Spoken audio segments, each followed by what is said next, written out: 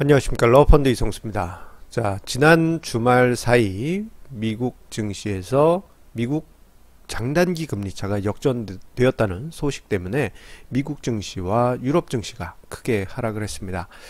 자, 이에 대해서 여러 가지 이제 불안감이 커지고 있는 그런 상황인데요. 자, 그런데 미국의 장단기 금리차가 역전되었을 때 어떤 시나리오가 펼쳐질 것이다 라는 이야기는 저희 증시 토크를 통해서 자주 강조드린 바가 있습니다. 자, 그때마다 언급드렸던 단어가 있죠. 바로 시한폭탄이라는 키워드입니다. 자, 보통 미국의 장단기 금리차가 역전이 되게 되면 그때부터 아마겟돈, 끝없는 추락으로 갈 것이다 라는 그러한 시장 분위기가 팽배하지만 저는 이렇게 이야기를 드리고 싶습니다. 무조건적으로 부정적인 시나리오가 아니고 시한폭탄이라는 관점으로 보자. 그 이야기를 드리고자 합니다. 자, 그러면 왜 시한폭탄으로 제가 설명을 드리는지 차근차근 끝까지 봐주시기 바랍니다.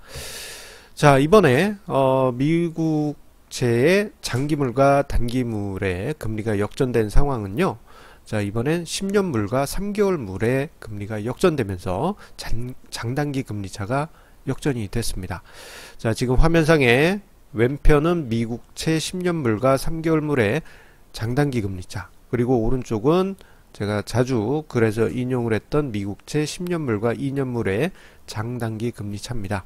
자, 이 그 차이 스프레드를 보시게 되면 만기물이 왼편에 있는 게 3개월물이기 때문에 좀 더 민감하게 반응하는 그런 경향이 있게 되죠. 자, 그런데 요게 지난주 후반에 FOMC 회의 이후 여러가지 재료들이 한꺼번에 쏟아지면서 10년물 금리가 크게 하락하고 그 결과로 인해서 자, 3개월 금리가 살짝 높은 수준이었는데 역전이 되는 그런 상황에 놓이고 말았습니다. 그에 반해서 자, 10년물과 2년물은 아직까지는 여지가 좀 있어요. 자, 그런데 좀 특이한 것 중에 하나는요.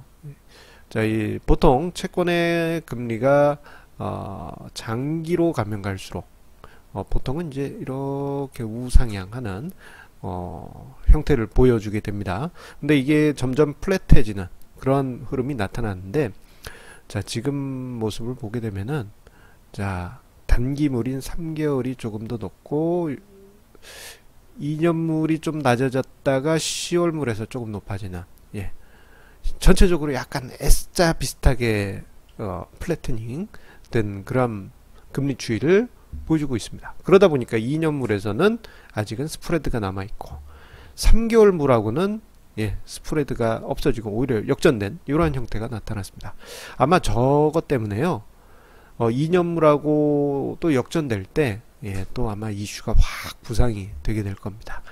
자, 어쨌거나 그 스타트를 끊었습니다. 자, 그런데 왜 이번에 미국 장단기 금리차가 역전이 되었는가? 뭐 여러가지 이유가 있겠죠. 자, 연준의 자산 축소 계획이 전반적으로 뭐랄까 규모가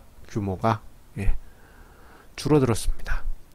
자, 미국 연준이 양적 완화를 하면서 어마어마하게 사들였던 다양한 채권들을 이제 만기가 되면은 다시 안 사들이거나 아니면 시장에 매각하면서 그 자산 규모를 줄여갈 것이다 라고 그랬는데, 이게 이제 시장에 큰 부담이었죠. 돈을 빨아들인다 그러면서 경기가 심각하게 위축될 것이다 라고 그랬는데, 그 자산 축소 계획을 올해 가을 정도에는 일단은 중단하는 걸로 연준에서 발표를 하면서, 자, 이 채권이 시장에 늘어나지 않는 효과 때문에 금리가 전반적으로 낮아지는, 반대로 채권 가격이 올라가는 이러한 형태가 나타나게 된 겁니다. 그래서 이 장단기 금리차 역시 조금 가속화된 원인이기도 하고요. 그리고 또 하나의 이유는 연준에서 오퍼레이션 트위스트를 하기로 그렇게 계획을 발표했는데, 그게 어떤 거냐. 자, 주택담보대출로 보유하고 있는 채권들이 만기가 되게 되면 그 MBS 주택담보대출로 자산 유동한 그 채권을 다시 사들이는 게 아니고 미국채를 매입하겠다라고 발표를 했습니다. 자, 그렇게 되니까 이건 뭐 미래 계획입니다만 미국채 가격의 상승이 자연스럽게 발생했겠죠. 미국채 가격 상승한다는 얘기는 자연스럽게 예, 미국채의 금리가 낮아진다라는 그런 의미를 가지게 합니다. 자, 그러다 보니까 지난주 후반에 급격하게 10년물 국채가 하락한 원인이 있었고요. 여기에 마지막으로 미국과 유럽 등의 경기가 위축될 것이다 라는 우려감 속에 10년물 장기 국채가 하락한 그런 복합적인 원인이 작용하면서 자, 미국의 장단기 금리차가 어쨌거나 10년물과 3개월물에서 역전이 된 그런 현상이 나타났습니다. 자, 그러다 보니까 시장 분위기는 이렇습니다. 으아! 무슨 괴물 물고기를 만난 듯이 예, 괴로워하고 있죠. 정말 아찔합니다. 예. 자, 이게 이제 장단기 금리차가 역전이 되면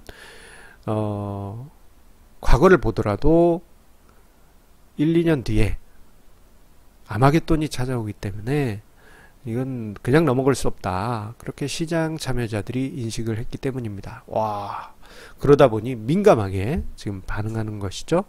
자, 그런데요, 우리가 꼭 이렇게 장단기 금리차 역전된 거를 예, 이렇게 괴물 물고기를 보듯이 대해야 되겠느냐? 이거 한번 우리 다른 관점에서 볼 필요가 있습니다.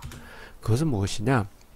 자, 보통 장단기 금리차가 역전이 되면 대략 과거 선례를 보게 되면 1년 후에 경기 침체 내지는 증시 하락이 온다고 합니다. 자, 1년 후에요. 그런데 1년 평균이 1년이지. 자, 어떤 시기에는 2년 이상 이 경기 침체가 오지 않거나 증시 상승이 연장되는 시기도 많았습니다. 자, 지금 화면상의 도표는 자, 1980년대부터 해서 최근까지 미국의 장단기 금리차 10년물과 2년물의 장단기 금리차 추인데요. 자, 보시게 되면요, 흥미로운 현상이 있어요. 오히려 장단기 금리차가 역전된 후에, 역전이 뿅뿅뿅 된 후에 오히려 불바다 장세, 예, 엄청난 폭등장이 나타났습니다. 아니, 이게 무슨 말입니까? 예, 하나하나 보도록 하겠습니다. 자, 1980년대 후반 같은 경우, 예, 88년에 역전이 됐어요. 그런데 그 당시 이제 증시 상승세가 89년까지도 계속 이어졌고, 미국 증시 같은 경우에는 오히려 90년대 장기 레이스의 시작이 되고 말았죠. 물론 뭐 일본이나 뭐 한국 증시가 그 후 90년대 초반까지 좀 주저앉은 부분이 있긴 합니다만, 예, 생각보다 그 다음에는 버텨주었다. 예, 그 점을 확인할 수 있습니다. 그리고 98년 6월에 장단기 금리차가 또 역전이 됐어요. 자, 그렇다면 그때부터 뭐 세계 증시 폭락하고 그랬어야 되잖아요. 아니에요. 자, 요 이후에 어떤 일이 벌어졌습니까? 99년 IT 버블 대폭등이 있었죠. 그리고 2005년 연말 2006년 초에도 장단기 금리차가 역전이 됐어요.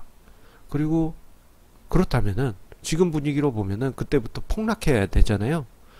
예, 바로 폭락해서 으아 막 그랬어야 되는데, 앞서서 보여드렸던 그 물고기들 와 등장했어야 되는데 그렇지 않고 2년 정도 뒤인, 예, 2008년이 되어서야 아비규환이 벌어지게 됐죠.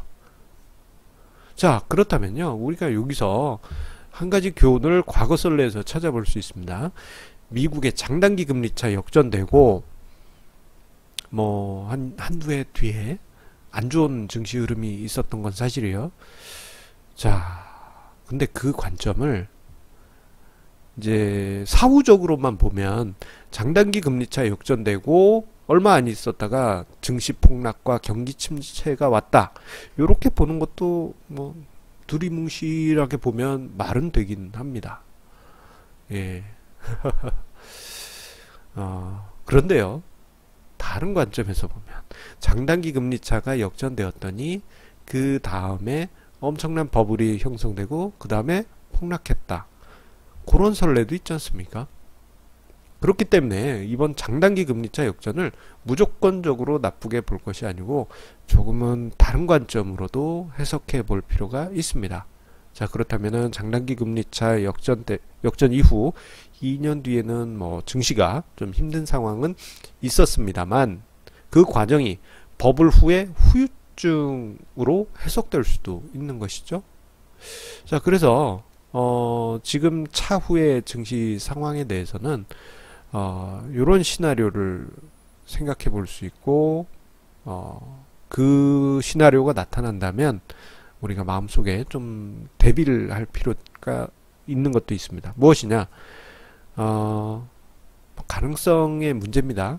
지금부터 뭐 좀 지지부진할 수 있지만 과거 선례를 보면 한바탕 불꽃놀이를 한 다음에 지지지 했었지 않습니까?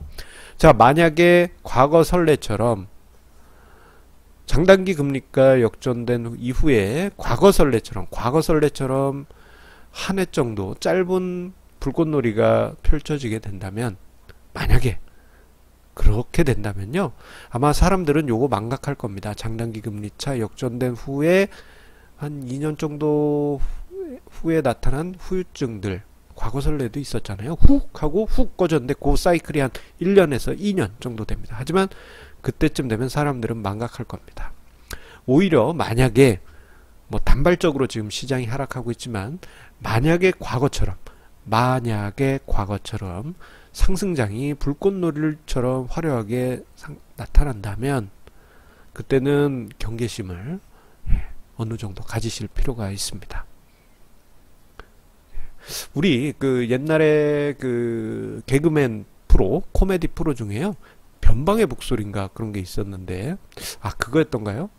뭐 아무튼 심영래 씨가 나오는 프로였던 것 같기도 하고요. 한 30년 전 개그입니다. 그걸 보면은 시한폭탄을 만들어요. 그래서 시한폭탄을 만들고 있는데 갑자기 막 그 본부에서 우리가 전투에서 이겼다 박수 막 치고 있는데 이제 어리버리한 병졸들이 자기가 시한폭탄 버튼을 누른지도 모르고 와 하고 있다가 정신 차려보니 시한폭탄 버튼 눌렀는데 하고 엉 하는 순간 뻥 터지는 그런 개그 프로가 있었습니다. 만약에 화려한 랠리가 만약에 찾아온다면 그런 비슷한, 요즘 유행어로 치자면 우픈, 웃기면서도 슬픈, 웃픈 그런 상황이 나타날 수도 있습니다. 그렇기 때문에 만약에 이후에 화려한 랠리가 나오더라도 경계심 놓치지 마시고요. 저 시나리오 아니고 그냥 지지지 할 수도 있잖아요. 지지부진한 그런 상황이 나타날 수도 있기 때문에 이제 약간은 긴장감도 좀 가지실 필요가 있습니다. 그래서 지금 관점에서는 뭐 시장이 하락한다고 그래서 무조건적으로 패닉 심리에 휘말릴 필요는 없겠지만, 또 한편으로는 지금 시점부터는 시한폭탄이 버튼이 눌린 거기 때문에 무리한 투자는 피하시라. 그냥 안전한 정도에서 투자를 하셔도 만약에 화려한 불꽃이 터지더라도 그 수익을 향유하면서 대응하실 수 있고, 만약에 지지부진한 흐름이 나오더라도 무리한 투자를 하지 않으면 의연하게 대처하실 수 있을 겁니다. 그래서 지금 같은 상황에서는 신용융자니 이런 거 무리하게 땡겨서 투자하실 때가 전혀 아니란 점, 뭐 원래 하지 말라고 말씀드리지만 더더욱 그러지 마시라는 점 강조 부탁드립니다. 자, 오늘 러펀드 증시 토크, 미 증시의 장단기 금리차 역전, 그 주제로 해서 이야기를 드렸습니다. 자, 항상 우리 시청자님의 구독, 좋아요, 공유해 주시는 그 마음에 감사드리고요. 투자 기준, 요즘 잡기가 많이 힘드실 거예요. 저희 증시 토크를 통해서 그 기준들 함께 잡아가시길 바라겠습니다. 자, 그러면 내일도 좋은 주제로 다시 찾아뵙도록 하겠습니다. 감사합니다.